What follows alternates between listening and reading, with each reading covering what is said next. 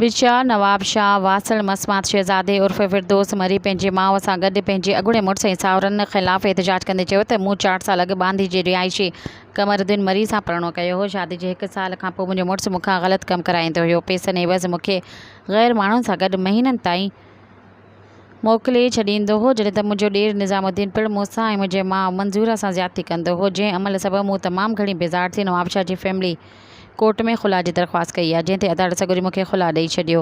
जंहिं खां पोइ हुन एहतिजाज कंदे चयो त ख़ुला थियण बैदि मुंहिंजो अॻूणो मुड़ुसु कमरुद्दीन मरी, उनजो भाउ निज़ामुद्दीन मरी, उनजो पीउ धणी बख़्श मरी, मुंहिंजो सोटु ख़मीसो मरी, हैदर अली मरी ऐं रजब उर्फ़ रजू मरी मुंहिंजा ऐं मुंहिंजे माउ जी जान जा वेरी बणिजी विया आहिनि।